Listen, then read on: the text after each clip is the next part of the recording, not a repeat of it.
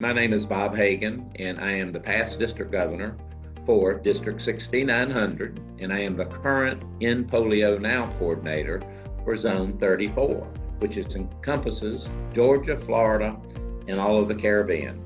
I am so pleased to be with you today to introduce to you a good friend of mine, Carol Pandak.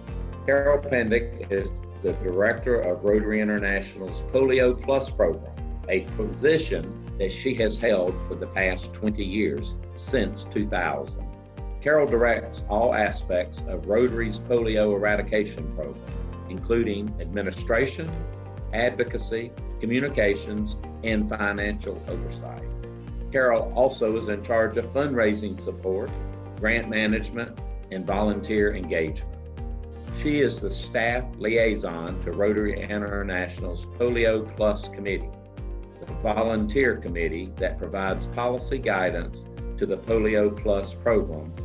She works very closely with our Rotary partners such as the World Health Organization, UNICEF, and the U.S. Centers for Disease Control and Prevention.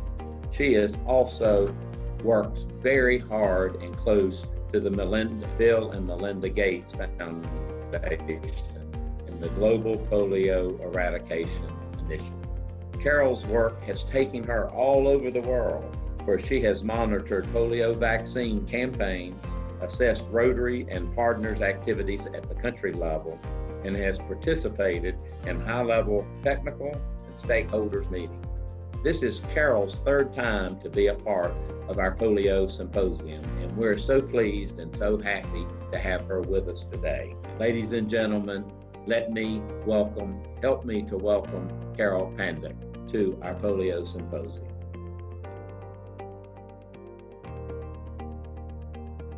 So good morning, good afternoon, everyone. Again, my name is Carol Pandak, and I am the director of the Polio Plus program at Rotary.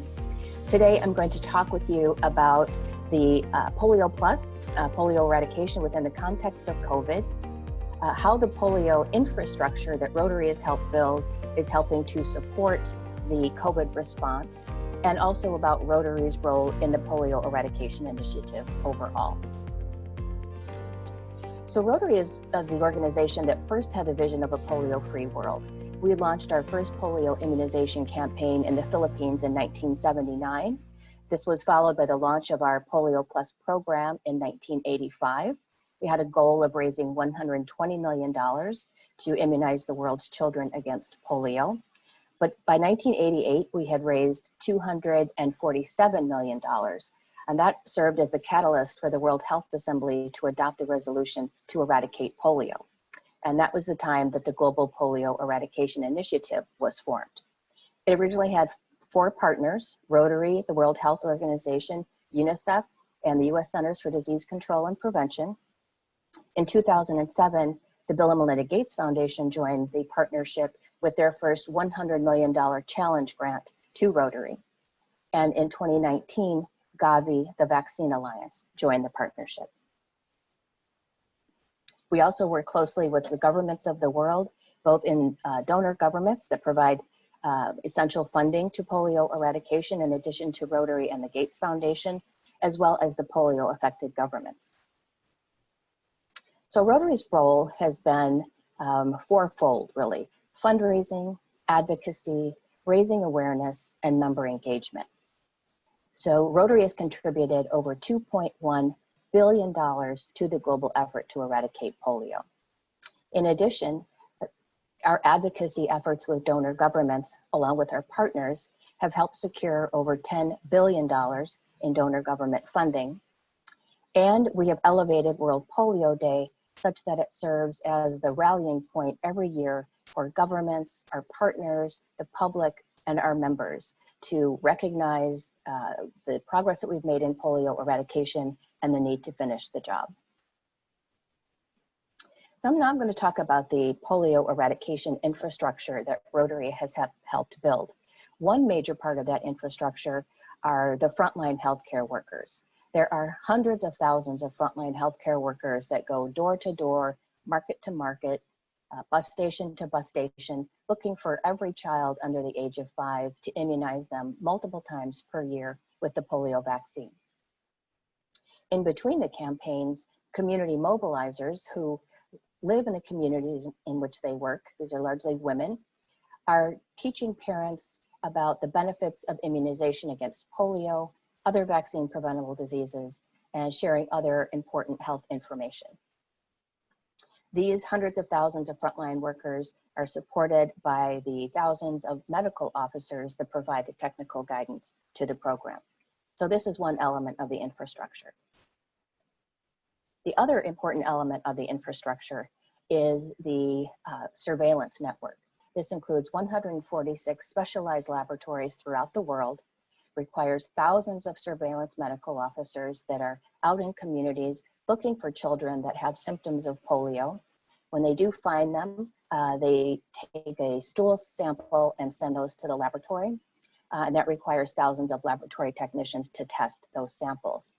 Now, if there's a positive identification of a virus, not only the child who has the symptoms gets tested, but also the children surrounding that child also get tested to see if there's community spread of the polio virus.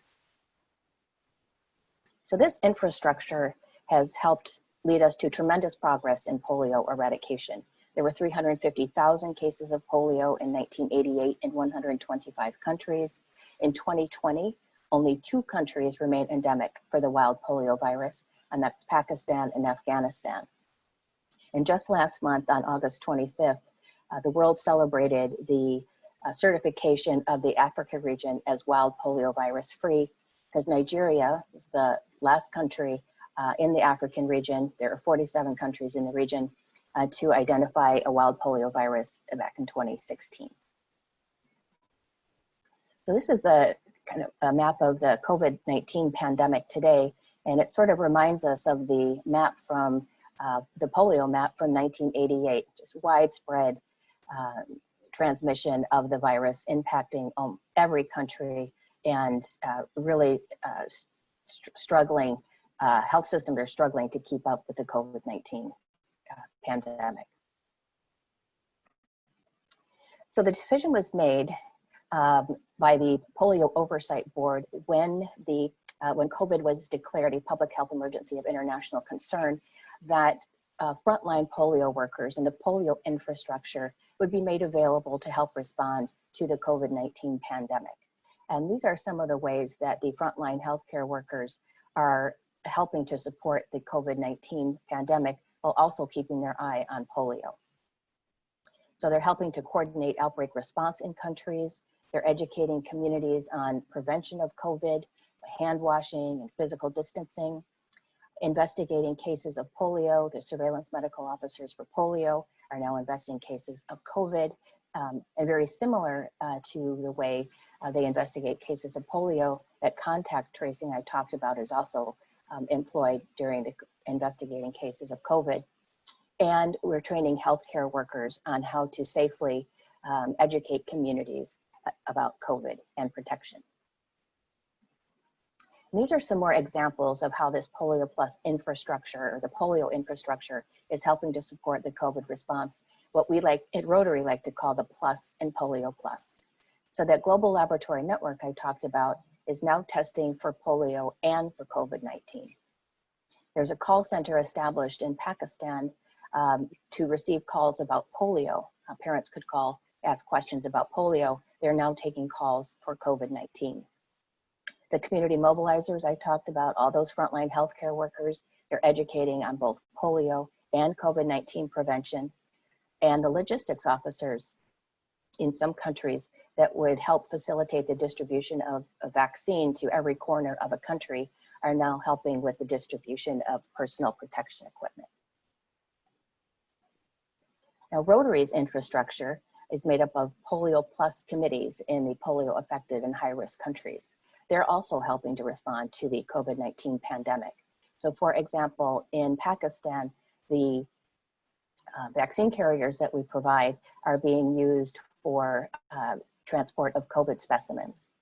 The Rotary Resource Centers, which are small non-governmental organizations with which we partner in Pakistan, usually in very remote areas, are now being used for testing sites for COVID. In Nigeria and Pakistan, Our Rotary members and our National Polio Plus committees are providing food rations and personal protection equipment for families. The Rotary Committee in Pakistan is helping to repair ventilators. And in India, where Rotary established an ulema committee of religious leaders who were supportive of polio, they are now supporting with positive messages about protecting the communities from COVID.